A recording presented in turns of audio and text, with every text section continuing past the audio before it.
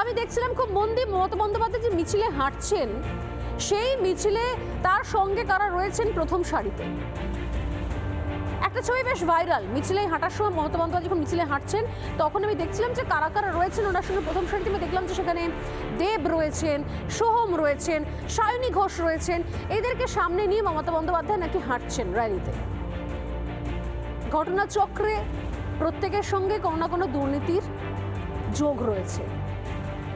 আমি জানি না যাদের সঙ্গে দুর্নীতির যোগ থাকে, যাদের নাম দুর্নীতিতে জড়িয়ে যায়, তারা কি মমতা বন্দ্যোপাধ্যায়ের খুব প্রিয় হয়ে যান?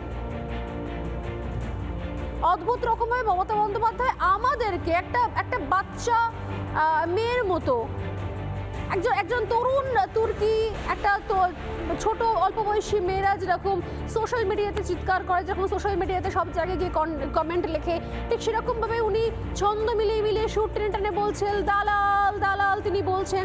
আমার সত্যি আজকে জানতে ইচ্ছে করে মমতা বন্দ্যোপাধ্যায়ের কাছে, মাননীয় মুখ্যমন্ত্রী প্লিজ বলবেন এই রাজ্যে কয়লা চোরের দালাল কারা?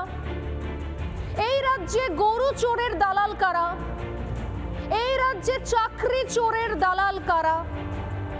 এই রাজ্যে আবাসের টাকা চুরির দালাল কারা? এই রাজ্যে রাস্তা চুরির দালাল কারা? কারা এই রাজ্যে দালালিগুলো করে আসছে?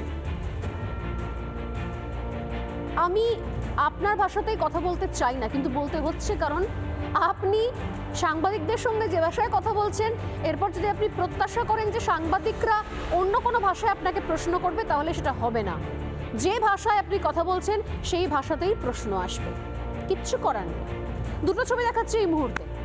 মমতা বন্দ্যোপাধ্যায় গতকাল তিনি যেটা করলেন, দিনে দুপুরে ডাকাতি, এবং তার পাশাপাশি আজকে মিছিলের ছবি, যেখানে তিনি মিছিলে সাঁই সাঁই করে হেঁটে গেলেন। তিনি বোঝালেন যে আজকে নাকি প্রতিবাদ মিছিল চলছে। কিসের প্রতিবাদ? প্রতীক জৈনের জন্য প্রতিবাদ, একটা কর্পোরেট কোম্পানির জন্য প্রতিবাদ। গোটা রাজ্যের নেতা মন্ত্রীরা চলে গেল জেলে। একটা বাচ্চা ছেলেকেও জিজ্ঞাসা যদি করা হয় যে বলো তো দেশের মধ্যে সব থেকে বেশি চুরি কোন রাজ্যে হয়, সে বাচ্চা ছেলেটাও বলবে পশ্চিমবঙ্গ। হ্যাঁ, না কোনো ডিপার্টমেন্ট নেই যেখানে চুরির অভিযোগ নেই।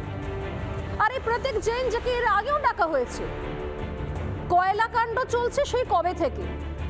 কয়লা কাণ্ডের আগেও প্রতীক জৈনকে ডাকা হয়েছে, এর আগেও গোয়াতে আইপ্যাকের অফিসে ইডি গেছে।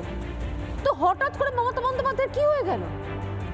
প্রতীক জৈন তো মনে হচ্ছে তৃণমূল কংগ্রেসের একদম ত্রাতা, হর্তা কর্তা বিধাতা। আমরা জানতাম না, আমরা তো জানতাম তৃণমূল কংগ্রেসের একটাই পোস্ট, বাকি সব ল্যাম্প পোস্ট। কোথা থেকে নতুন পোস্ট চলে এলো? প্রতীক জৈনকে নিয়ন্ত্রণ করে মমতা বন্দ্যোপাধ্যায়। আইপ্যাকের কাছে কি এমন ডেটা রেখেছিলেন? মমতা বন্দ্যোপাধ্যায় আইপ্যাককে দিয়ে কি কি কাজ করিয়েছিলেন?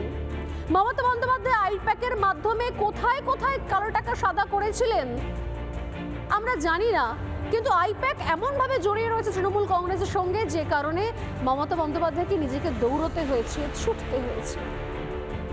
এটা ওই লন্ডনে পেছন দিকে হাঁটা নয়, এটা প্রাণ বাঁচাতে ছুট, দে ছুট।